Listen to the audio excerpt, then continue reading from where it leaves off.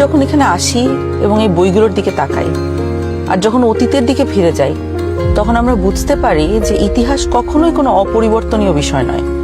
এটি মানুষের ইচ্ছা শক্তির দ্বারাই পরিবর্তিত হয়। এখন আমাদের নিজেদের ভাগ্য এবং ইতিহাস আবারও নতুন করে লেখার সুযোগ নিয়ে এসেছে গণভোট 2026। সবার মনে একটা প্রশ্ন, গণভোটটা আসলে কি? গণভোটটা হলো আসলে একটা ভবিষ্যৎ বাংলাদেশের ম্যাপ। ভবিষ্যৎ বাংলাদেশ থেকে আপনি কি চান আর কি চান না একজন নাগরিক হিসাবে, তার একটা খতিয়ান। আপনি কি এমন একটি বাংলাদেশ দেখতে চান যেখানে কেউ চাইলে 10 বছরের বেশি প্রধানমন্ত্রী থাকতে পারবে না? এমন বাংলাদেশ যেখানে সরকার চাইলেই বিরোধী দলের সম্মতি ছাড়া জরুরি অবস্থা জারি করতে পারবে না, চাইলেই জরুরি অবস্থার সময়ে নাগরিকের বেঁচে থাকার অধিকার কেড়ে নিতে পারবে না, চাইলেই এক্সট্রা জুডিশিয়াল কিলিং করতে পারবে না? আপনি কি চান সংসদে একটি উচ্চকক্ষ থাকুক? দলগুলো ক্ষমতায় গিয়ে 2/3 সদস্যের জোরে যেন সংবিধান যেমন ইচ্ছে বদলে না ফেলতে পারে, এটা চান? সংবিধানের যে কোনো পরিবর্তন করতে হলে উচ্চকক্ষের সমর্থন লাগুক, এটা চান? সংবিধানের কিছু গুরুত্বপূর্ণ বিষয়ের পরিবর্তন আপনার মতামত ছাড়া কেউ করতে না পারুক, অর্থাৎ গণভোট ছাড়া সংবিধানের গুরুত্বপূর্ণ বিধানের কোনো পরিবর্তন সরকার যেন করতে না পারুক। আপনি কি চান তত্ত্বাবধায়ক সরকার কিভাবে তৈরি হবে এটা সরকারি দল এবং বিরোধী দল মিলেই ঠিক করুক?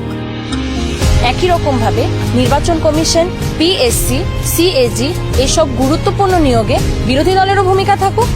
আপনি কি চান সংসদে নারীদের প্রতিনিধিত্ব বাড়ুক? দেশের বিচার ব্যবস্থা সরকারের প্রভাব মুক্ত থেকে স্বাধীনভাবে কাজ করুক, যাতে আমাদের মতন সাধারণ মানুষ বিচার পেতে পারে?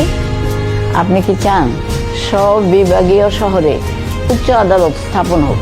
ধরেন আপনার স্বজন খুন হয়েছে, সেই খুনের দায়ে দণ্ডপ্রাপ্ত আসামিকে প্রেসিডেন্ট চাইলেই ক্ষমা করে দিতে পারে। আপনি কি চান আপনি অর্থাৎ ক্ষতিগ্রস্ত পরিবারে অনুমতি ছাড়া রাষ্ট্রপতি এরকম কোনো অপরাধীকে ক্ষমা করতে না পারুক? আপনি কি চান যে আমাদের মৌলিক নাগরিক অধিকারের সংখ্যা বৃদ্ধি পাওয়া উচিত?